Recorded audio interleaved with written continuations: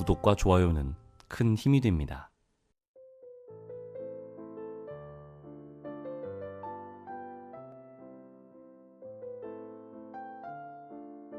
안녕하세요. 책 읽어주는 아나운서 김성근입니다.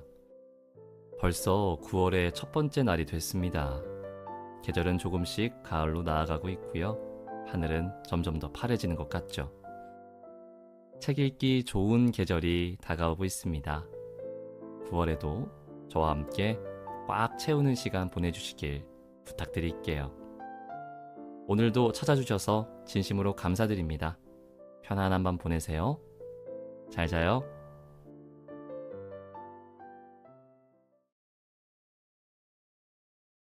여섯 번째 2월 29일 가보왕. 차 찾은 것 같아요. 수연은 영호의 문자를 받고는 몸이 경직되는 걸 느꼈다. 수리가 끝난 전화에 전원을 켰더니 부재중 전화 3통이 와 있었다. 모두 영호에게서 온 전화였다. 수연은 곧바로 영호에게 전화를 걸었다. 그 최하영이란 사람이 차 갖고 왔어? 수연의 가슴팍이 터질 것처럼 심장이 불룩거렸다. 있을 수가 없는 일이었다. 아니요, 제가 차 있는 곳으로 이동하고 있습니다. 무슨 소리야? 불안한 기운이었다. 수연은 이틀 만에 다시 가보호 앞에 섰다. 다시 오고 싶지 않았다. 더군다나 타인과 함께 온다는 가정은 해본 적도 없었다. 오셨어요? 영호가 가보호 주변을 서성대고 있었다. 수연은 영호가 어떻게 여길 왔는지 알 수가 없었다. 여기 뭐가 있다는 거야? 수연은 태어난 척 물었지만 눈으론 차가 물속으로 들어간 주변을 훑어보았다. 길바닥엔 검은 기름이 군데군데 떨어져 있었다. 수연이 호수에서 빠져나와 쓰러져 있던 자리였다. 자신의 흔적들이 눈에 들어올 때마다 불에 댄 것처럼 화끈거렸다. 그걸 내색하지 않는 것도 고통스러웠다. 그나마 길이 콘크리트로 되어 있어 자국이 희미했다. 비포장길이었으면 수연의 발자국이 기름 탓에 선명하게 찍혀있을 터였다. 차가 이 주변에서 사라졌는데요. 그걸 네가 어떻게 알아? 수연은 자신도 모르게 말을 돌리지 않고 직접 물었다. 조급한 모습을 들키지 않았나 걱정되었지만 이미 입 밖으로 나간 말이었다. GPS 신호 찾아보니 여기에요. 영호는 당연하다는 듯 대답했다. GPS라니. 수연이 렌터카를 시작할 때만 해도 모든 차량에 GPS 수신기를 달아놓았지만 지난번 경찰의 조사를 받으면서 모두 제거했었다. 고객 동의 없이 위치를 추적했던 적도 적지 않았기 때문에 차들의 동선까지 경찰이 입수해서 좋을 게 없었다. 다시 GPS 수신기를 달기엔 아직 이르다고 판단했었다. 이 BMW에 붙은 건 경찰 조사받을 때 렌트 중이라서 못 됐어요. 수연이 미처 생각지 못한 부분이었다. 생각이 블랙박스에 함몰되어 다른 장치에 신경 쓰지 못했다. 최하영한테 전화해봤나? 수연은 떠보느라 굳이 물었다. 현채의 전화기는 자신이 갖고 있었다. 전화기 꺼져 있어요. 당연한 일이었다. 그럼 계획적인 거 아니야? 좀 수상하죠. 영호가 납득했다. 수연으로서는 다행이었다. 차가 왜 여기에 있어? 신호가 여기서 끊겼으면 GPS만 떼어서 여기에 버렸나 보지. 차를 훔치려면 나라도 그렇게 했을 것 같은데. 수연은 다른 이야기를 꺼냈다. 실제로 오랫동안 차가 반납되지 않았을 경우 차에서 떼어낸 위치 추적기만 덩그러니 남아있는 경우가 많았다. 영호가 가보호에 집중할 수 없도록 해야 했다. 맞네요. 좀 더 찾아볼게요. 주변에도 알아보고. 영호가 아는 주변이란 중고차 업자들과 정비센터 직원들일 터이다. 수연도 아는 사람들이었다. 굳이 소문내 그들을 끌어들일 필요는 없었다. 수연은 계속해서 최악의 상황을 가정해 보았다. 그러면서 스스로를 설득했다. 정말 만에 하나 호수에서 차가 발견되더라도 수연과 연관지어 생각할 사람은 없을 터였다. 수연의 회사 차였기 때문에 차 안에서 수연의 흔적이 나와도 관계없었다. 비록 SD카드는 없었지만 블랙박스를 떼어 확인한 건 현명한 선택이었다. 이상한 짓 하지 말고 정식으로 경찰하고 보험회사에 도난 신고하고 끝내. 괜히 들쑤셔서 GPS 따라 불법 추적했다는 꼬투리 잡히지 말고. 그래도 영호가 미심쩍은 듯 호기심을 거두지 않았다. 노 실장, 요즘 한가해? 오늘은 일 없어? 아니요, 걱정돼서 그러죠. 영호의 말은 진심 같았다. 영호의 그런 성격은 사업을 일으키는데 적지 않은 힘이 됐지만 지금은 아니었다. 나 빵에 가기 싫으니까 내 말 들어. GPS 얘긴 하지도 말고. BMW를 경찰에 신고하는 건 예정된 수순이었다. 다만 그 시간이 좀 더 빨리 온 것뿐이라고 속으로 되뇌었다. 렌터카가 사라지는 일은 드물지 않았다. 렌터카 차대 번호를 다 떼어 대포차로 만들거나 밀수출하는 조직도 있었다. 그러나 이 바닥을 꿰고 있는 수연에게 그런 움직임은 금세 포착이 됐다. 경찰도 그 사실을 알고 있었다. 그래서 도난 신고를 받은 경찰도 가보오를 조사하기보단 주변의 대포차 업자나 중고차 판매상을 중심으로 수사를 했다. 물론 차량 도난 소식은 무배에게도 닿았다. 차 없어졌다며. 무배에게 전화가 왔다. 지난번 경찰 조사 이후로 무배와의 관계가 전처럼 좋진 않았지만 점차 회복되는 중이었다. 그러나 무배의 마음을 돌리려는 그간의 노력보단 수연에게 닥친 좋지 않은 소식이 둘 사이의 거리를 좁히는데 훨씬 효과가 있었다. 입구가 지연됐어요. 들어오겠죠, 뭐. 수연은 애써 태연한 척했다. 지연은 무슨, 빌려간 사람 전화 꺼졌다며. 영호에게 들은 소식일 터였다. 무배의 말투는 진지하게 느껴졌다. 수연은 무배에게 연락이 온 것과는 별개로 입단속을 하지 않은 영호에게 조금은 짜증이 났다. 평소라면 신경 쓸 일이 아니었다. 그러나 차를 수장한 사람이 자기 자신이었기 때문에 일이 커지는 것에 극도로 신경이 쓰였다. 네, 영호가 그러던가요? 그게 중요한 게 아니잖아. 차 없어진 곳이 평택 근처라면서 평택항으로 나갈 거 아니야? 수연은 무배가 어떤 말을 하려는지 짐작이 갔다. 최근엔 사라진 렌터카가 대포차로 쓰이는 일보다는 밀수출되는 경우가 많았다. 국내에서 대포차로 유통하는 것보다 컨테이너에 실어 중동으로 보내는 것이 위험이 적었다. 그렇지 않아도 주변 중고차 밀수하는 업자들 알아보고 있어요. 그런데 그중에 혹시 형 친구들이 있을까봐 걱정이네요. 밀수업자를 알아보고 있다는 말은 거짓말이었다. 어차피 차의 소재를 알고 있기 때문이었다. 그러나 그런 사람들 중 무배의 지인이 있을까 걱정되는 것은 사실이었다. 무배에게 원한을 살 일은 조금도 하고 싶지 않았다. 왜 네가 그런 걸 신경 쓰냐? 가져간 놈이 잘못이지. 무배의 말은 어떤 일이 일어나도 수연을 편들어주겠다는 뜻으로 들리기도 했다. 수연은 BMW를 가보오에 수장했다는 말이 목구멍까지 차올랐지만 가까스로 억눌렀다. 가보오를 알려준 사람이 무배였다는 사실이 다시금 떠올랐다. 현채를 죽이지만 않았어도 그 사실을 무배에게 숨길 이유는 없었다. 그때 전화기가 울렸다.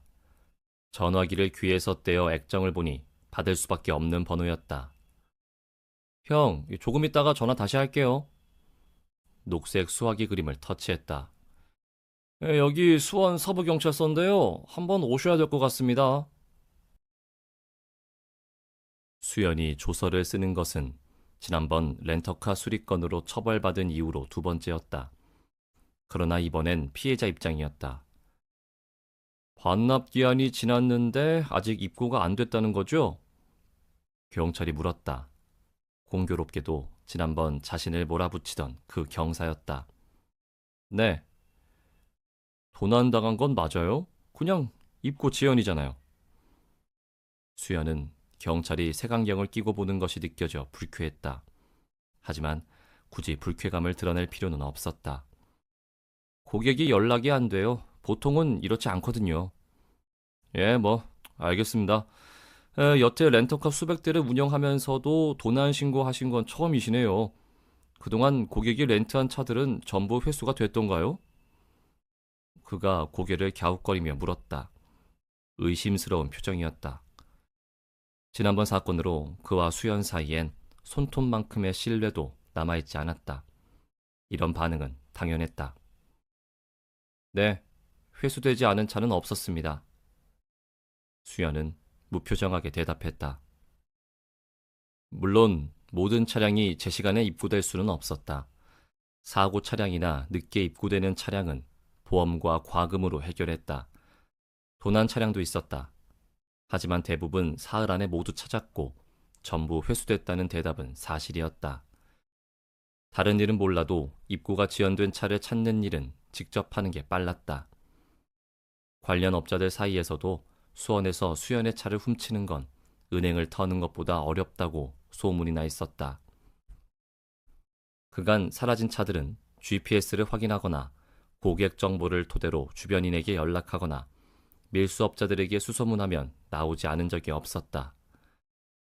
오히려 자동차 도난에 대해서는 무배나 수연이 경찰보다 더 잘 알고 있었다. 그럼 이번에도 기다리면 회수될 가능성이 높겠네요. 그렇긴 합니다만 수연의 대답은 형식적이었다. 이제 겨우 사흘 지난 거 아닙니까? 전에는 이틀 안에 다 찾았어요. 사흘이면 수연처럼 렌터카를 운영하는 이에겐 긴 시간이었다. 수연은 경찰이 멍청하다고 생각했다. 특히 앞에 앉은 녀석이 수사한다면 걱정할 필요도 없을 듯했다. 수사 자료라는 것도 기껏해야 수연이나 수연이 아는 사람들로부터 얻을 것이었고 그런 정보는 이미 수연도 파악하고 있었다. 조서를 작성하고 나서 경찰이 렌터카 사무실에 직접 들렀다.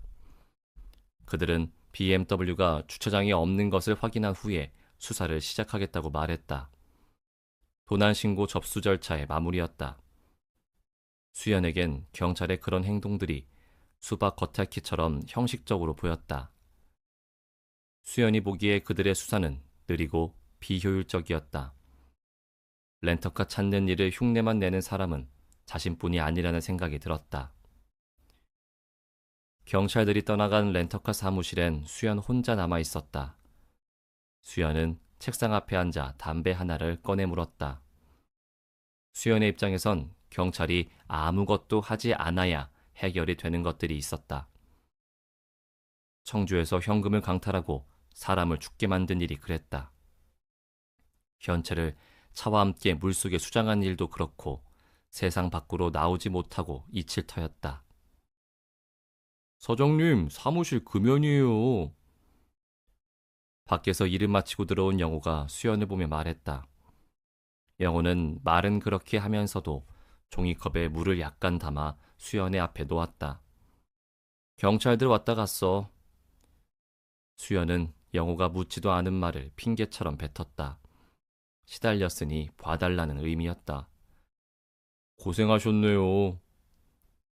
혹시라도 꼬투리 잡힐지 모르니까 경찰한테 연락 오면 나한테 전화해. 그 무배영한테 시시콜콜 말하지 말고. 아유, 무슨요. 수연이 무배 이야기를 꺼내자 영호는 뜨끔했는지 움찔하면서 손사래를 쳤다. 너야말로 차 수배하느라 고생 많았다. 먼저 들어가. 아유, 퇴근은 사장님이 하셔야죠. 아니야. 나 집에 가봐야 아무도 없는 거 알잖아. 그리고 직원이 너밖에 없는 것도 아니고. 수연이 한마디 하자 영호가 못 이기는 척 퇴근 준비를 했다. 수연은 영호가 갖다 놓은 종이컵에 피웠던 담배를 꽂아 넣고는 영호가 사무실 밖으로 나가는 모습을 물끄러미 바라보았다. 결과적으로 현채의 계획은 실패한 것이 되었다. 수연은 현채가 자신의 인생에 무엇이었는지 떠올랐다. 긴 시간 고통과 부담을 안겨준 사람이라는 점은 엄마와 같았다. 기이하게도 그들이 떠나간 지금 홀가분하지만은 않았다. 증오와 경계심이 사라지고 공허함이 그 빈자리를 차지했다. 자신을 붙잡고 있던 하나의 끈마저 끊어진 것 같은 기분이 들었다. 이렇게 허황 기분을 느끼면서도 왜인지 현채가 세상에 없다는 사실은 실감이 나지 않았다. 사장님, 퇴근 안 하세요? 영호의 후임이 사무실로 들어오다가 책상에서 담배를 피우는 수연을 보고 말했다. 송 과장 출근했어? 야간조였다. 수연은 끝내 자리에서 일어났다. 자신의 사무실이었지만 제 것이 아닌 것처럼 어색했다. 직원들이 자신을 불편해하는 것도 한몫했다. 그나마 영호라서 수연에게 농도 던지곤 했지만 다른 직원들은 좀처럼 수연에게 다가오지 않았다. 사무실을 나온 수연은 갈 데가 없었다. 거리두기가 실시된 까닭인지 사람들이 보이지 않았다. 엄마를 병원에 두고 나온 그날이 생각났다. 현채를 처음으로 만났던 날이기도 했다. 을씨년스러운 공기가 온몸에 스며들었다. 아파트엔 사람의 흔적이 없어 바깥보다 더 차갑게 느껴졌다. 아내와 아이가 떠난 후 수연은 안방에서 잔 적이 없었다. 집에서의 행동 반경은 점점 위축되고 있었다.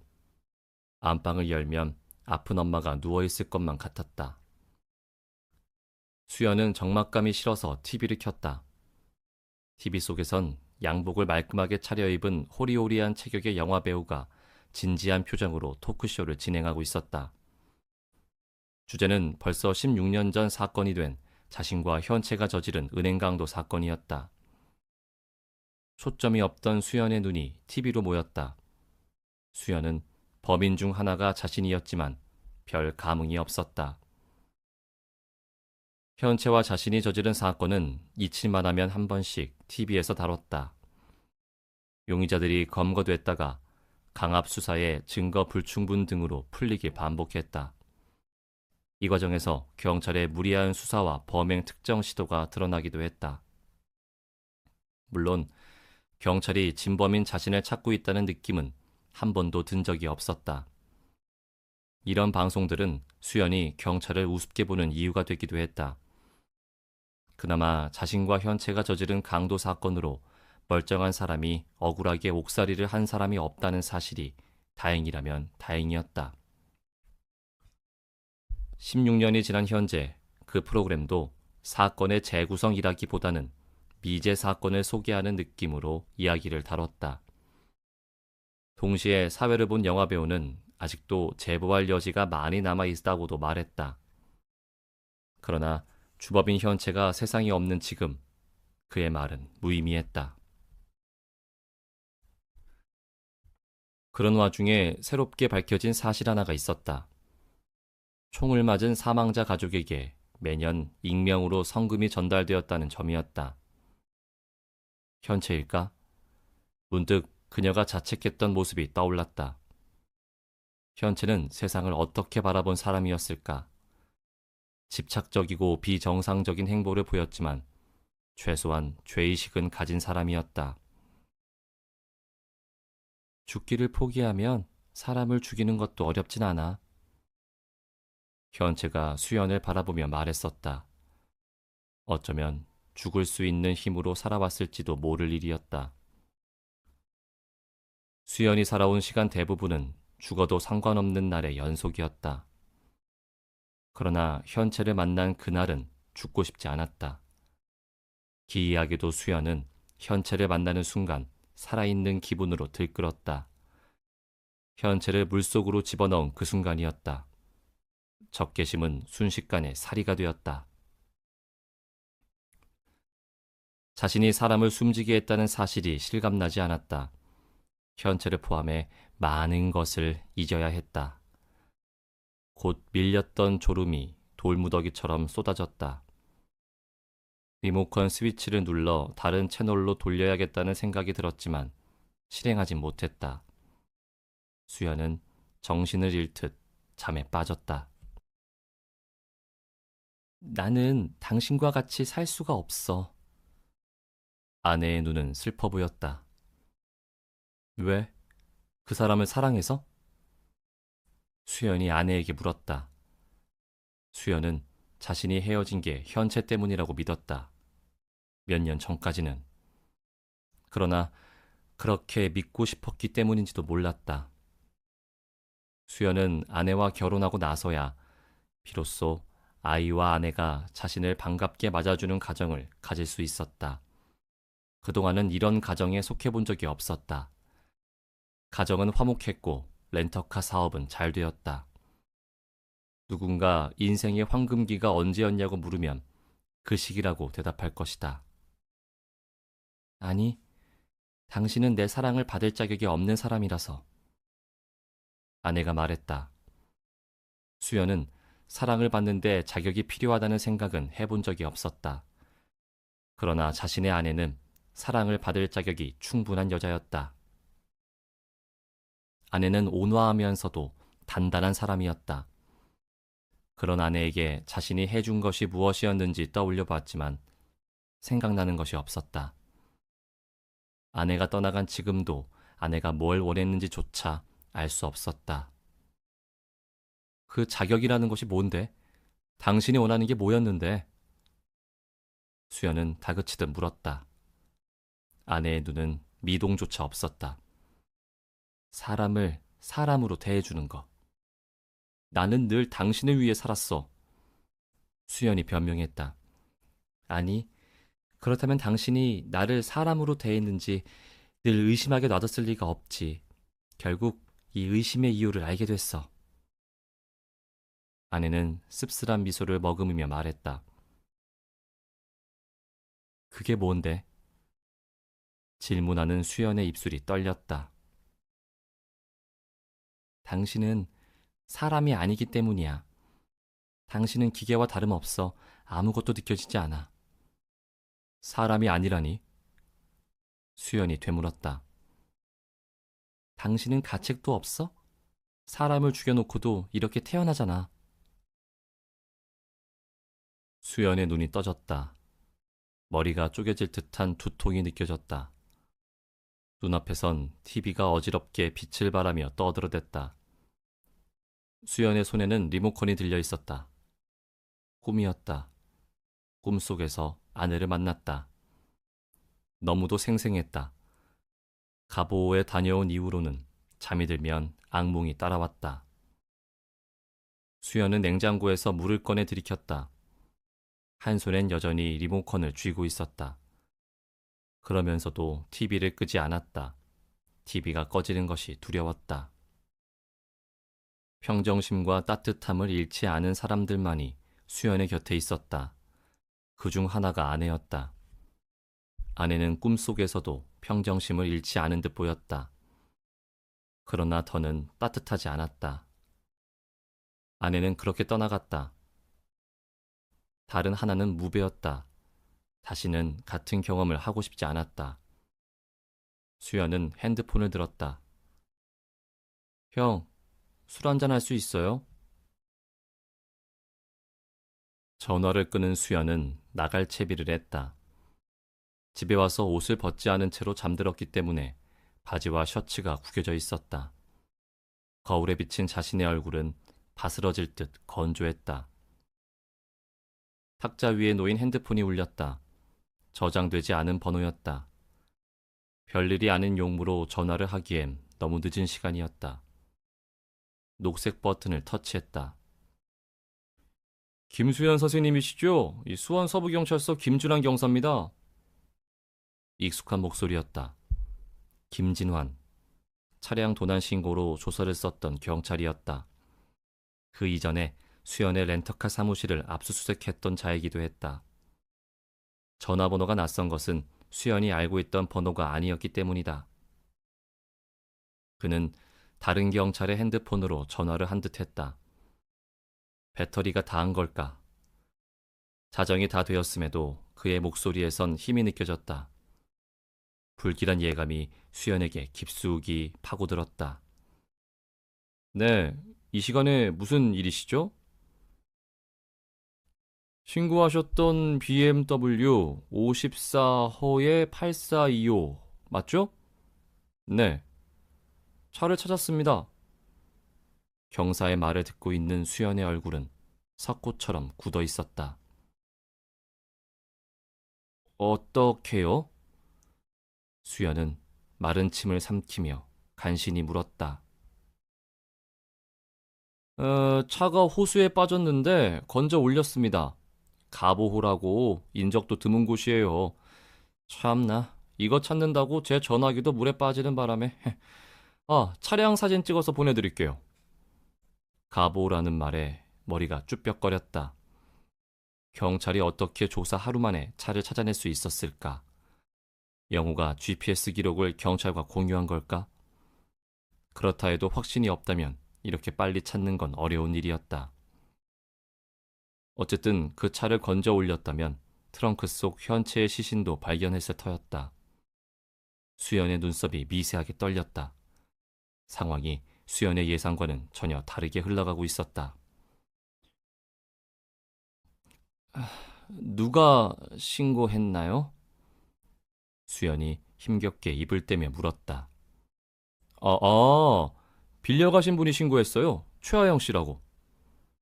경찰이 최하영, 이름 석자를 말하는 순간 수연이 핸드폰을 떨어뜨렸다. 바닥에 널브러진 핸드폰에선 경찰의 목소리가 계속 이어지고 있었다. 외진 길로 들어섰는데 기어를 잘못 놔서 차가 물에 들어갔다고 합니다.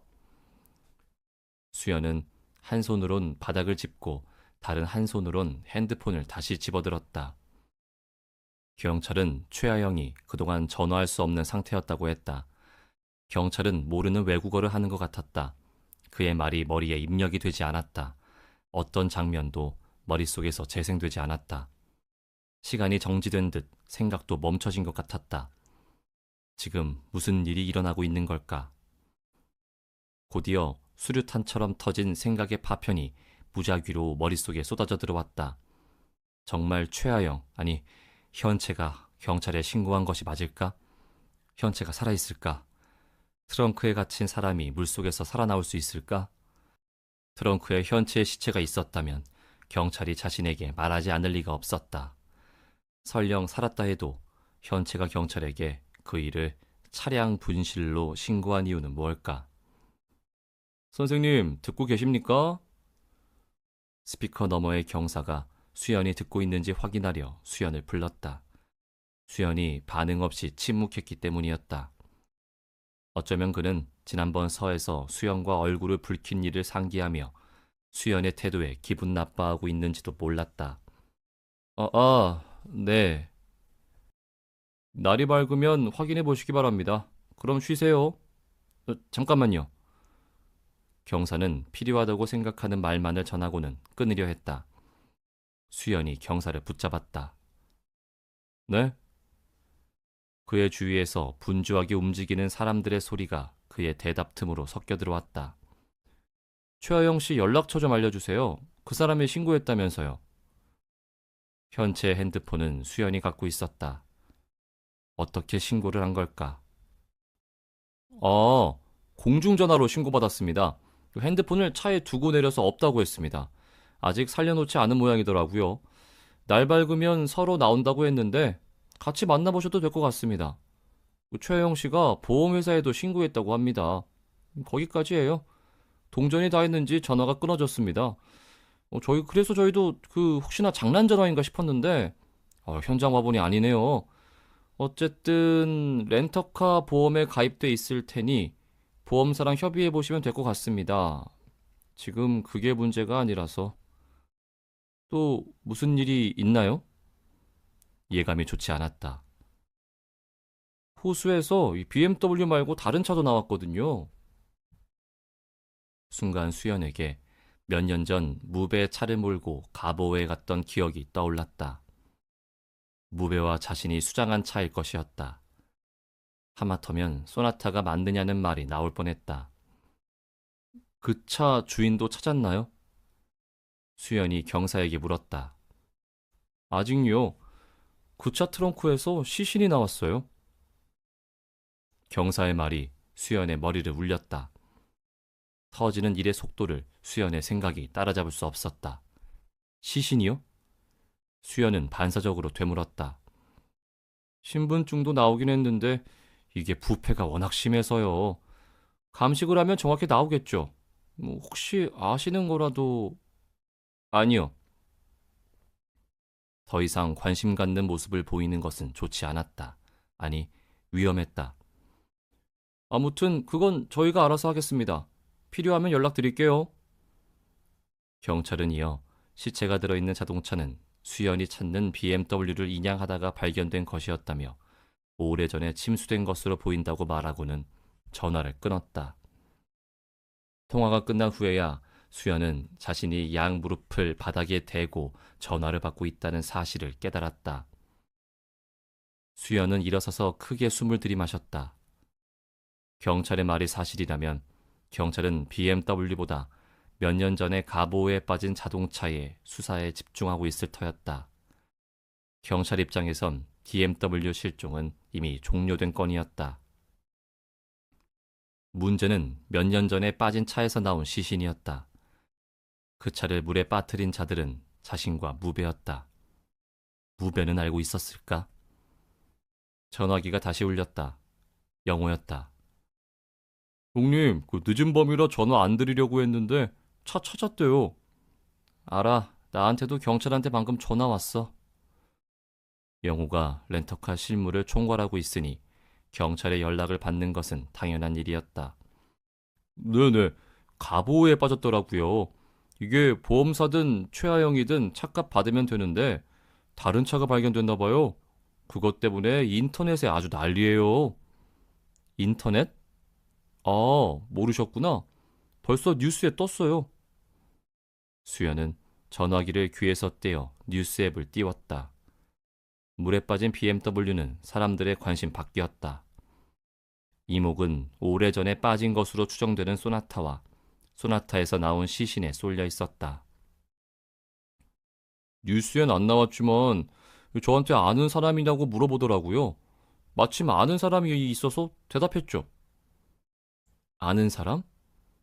영호가 아는 사람이라니 의외였다. 네, 죽은 사람 이름이 박경태인가 그런가 봐요. 제가 아는 가게 사장 이름이 박경태라서요. 경찰한테 말해줬더니 반색하더라고요. 그래서 그 사장 얘기를 했더니 그 사람은 아니라고 하더라고요. 나이도 다르고 동명이인이라고. 그래서 그 죽은 사람이 어떤 사람이라는데, 그 40대 초반? 대학교에서 근무하던 사람이래요. 수연의 머리털이 곤두서는 것 같았다.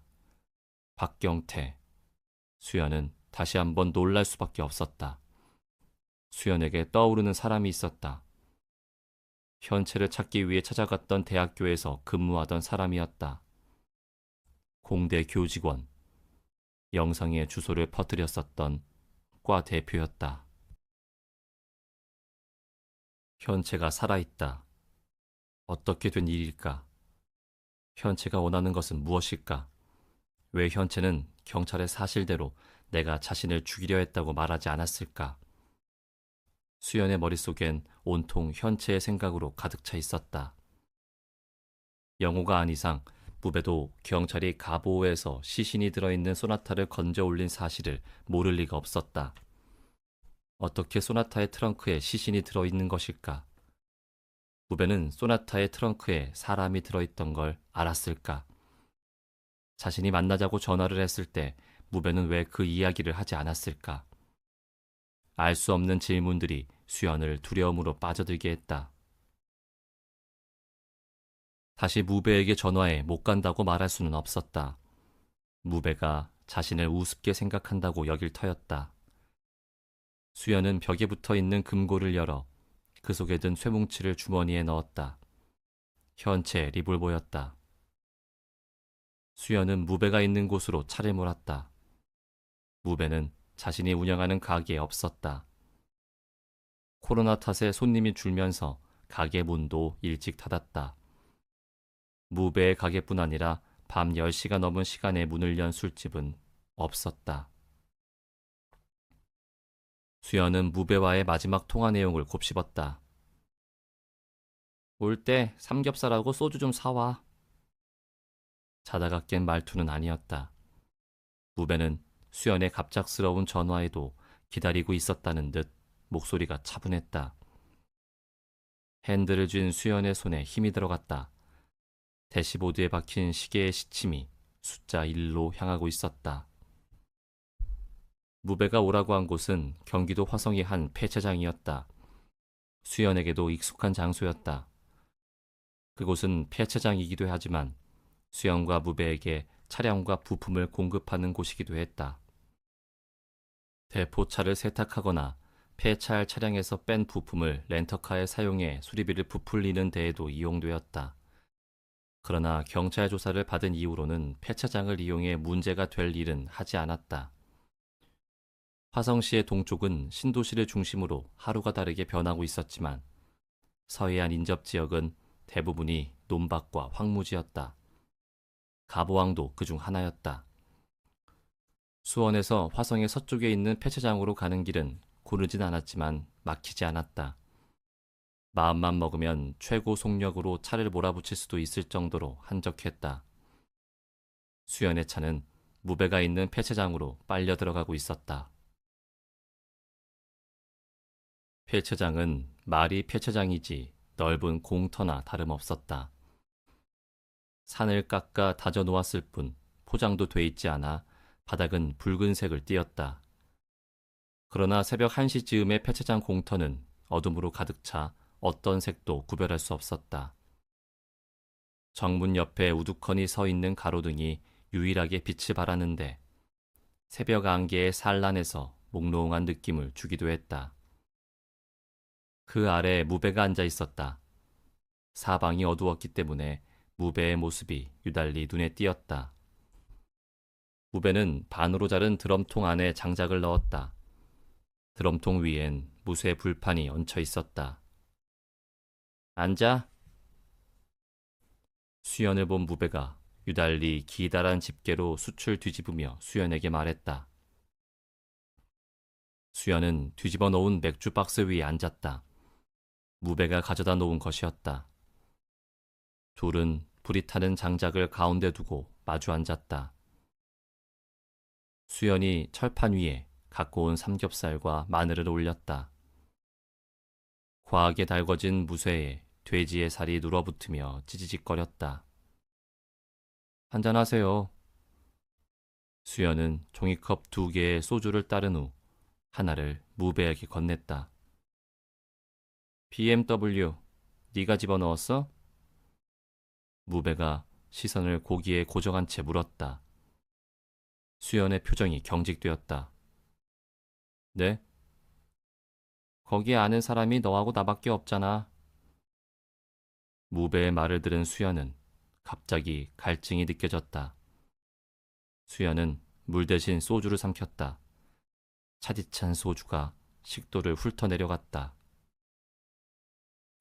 아니요, 형 전화 끊고 경찰에서 전화 와서 알았습니다.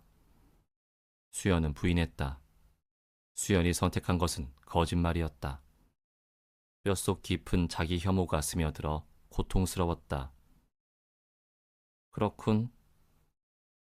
무배의 배려진 듯 날카로운 눈빛이 수연의 눈을 후벼 파고 있었다. 자신의 잔을 비운 무배가 소주를 자신과 수연의 컵에 나누어 따랐다. 수연은 주저없이 다시 소주를 들이켜고는 입을 열었다. 시신이 발견됐다던데요? 무배의 대답은 무심했다. 저하고 같이 가보항에 갔을 때도 알고 계셨나요? 무배가 시신과 관련되었는지 확인하고 싶었다. 만약 그것이 사실이라면 누군가 사람을 죽여놓고 무배에게 뒤처리를 맡긴 것이었다. 아니면 박경태라는 사람의 숨을 끊어놓는 것까지 무배가 했을 수도 있었다. 물론 그 일을 맡긴 누군가는 현채일 터였다. 그게 중요한가? 아무튼 그때 너에게 트렁크에 뭐가 실려 있다고 말하지 않길 잘한 것 같네. 무슨 뜻입니까, 그게? 네가 거짓말할 줄은 몰랐거든. 무배가 무심하게 대답했다. 이후 이어진 정적이 수연을 짓눌렀다.